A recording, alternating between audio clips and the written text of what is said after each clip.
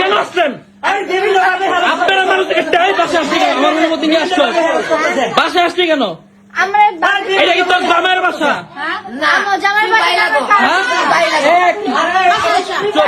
বাসে আসছে কেন? উদ্বোধন করতে বলে হাসান আব্দুল্লাহ আইসে আশুলিয়া। বন্ধুরা, ইতিমধ্যে আপনারা অনেকে দেখতে পেয়েছেন আলোচিত কন্টেন্ট ক্রিয়েটর বিপি ইমরান তাকে ধর্ষণের অভিযোগে আসলে থানা গ্রেপ্তার করেছেন এবং ইতিমধ্যে আমরা সবাই দেখেছি সে ধর্ষিত অভিযুক্ত নারী সে তার ফ্যামিলি অর্থাৎ পরিবার নিয়ে ইতিমধ্যে ইমরানদের বাসায় এসে হাজির হয়েছে। আপনারা বাসে আসছেন কেন? আপনারা বাসে আসছেন কেন? কেন আসছেন? আপনারা মানুষ একটাই বাসে আসছে কেন? আমার অনুমতি নিয়ে আসছো, বাসে আসছে কেন? এটা কি তোর জামাইয়ের বাসা?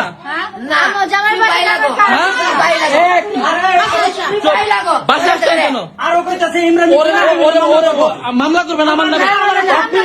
এই পুরা নেত্রকোনা আপনারা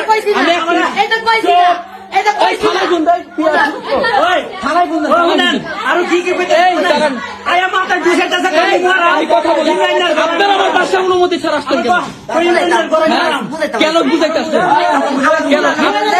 এই কত বড় সাহস! বন্ধুরা, ধর্ষণ খুবই খারাপ একটি জিনিস এবং দেশের একজন সাধারণ নাগরিক হিসেবে ইমরান যদি সত্যি এই কাজ করে থাকে তাহলে যথাযথ আইনি প্রক্রিয়ার মাধ্যমে বাংলাদেশের দণ্ডবিধি আইন অনুযায়ী ধর্ষণের জন্য সর্বোচ্চ যে শাস্তি রয়েছে সেটি ইমরানকে দেওয়া হোক। কিন্তু বন্ধুরা, অন্যথায় আবার কিছু কিছু লোক বলছে ভিন্ন কথা। বন্ধুরা, হাসনাত আব্দুল্লাহ নাকি এসেছিলেন এবং সেটা নিয়ে নাকি ইমরান কিছু অপপ্রচার ছড়িয়েছিল এবং কিছু লোকের কিছু ভাইয়ের এটা দাবি সেই জন্য নাকি বিপি ইমরানকে গ্রেপ্তার করা হয়েছে।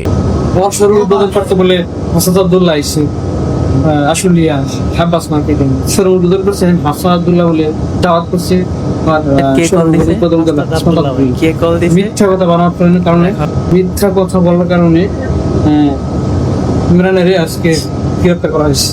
বন্ধুরা, এই বিষয়ে আমি সহমত হব না, কারণ যেহেতু অলরেডি বাংলাদেশের নিউজ চ্যানেলগুলো এটিকে ধর্ষণ হিসেবে সম্প্রচার করছে, সেই ক্ষেত্রে নিউজ চ্যানেলের প্রতি আমাদের আস্থা এবং একই সাথে বর্তমান সরকার মাননীয় প্রধানমন্ত্রী তাদের কাছে আমাদের একটা আবেদন যে এই ধর্ষণের সংখ্যাটি যেন আমাদের দেশ থেকে বেশির থেকে বেশি কমানো যায় সেইভাবে কাজ করার দাবি জানাচ্ছি। বন্ধুরা, এই বিপি ইমরানের এই বিষয়ে আপনাদের কি মতামত সেগুলো অবশ্যই সবাই কমেন্ট বক্সে কমেন্ট করে জানাবেন। আর নতুন যারা আছেন তারা সবাই কিন্তু মনে করো অবশ্যই সাবস্ক্রাইব করে পাশে থাকা বেল আইকনটিতে প্রেস করে আমাদের পাশেই কিন্তু সবাই থাকবেন। তো বন্ধুরা, এখনকার মতো ছোট্ট ভিডিওটা এখানে শেষ করছি। সবাই ভালো থাকুন, সুস্থ থাকুন, নিরাপদে থাকুন। আল্লাহ হাফেজ।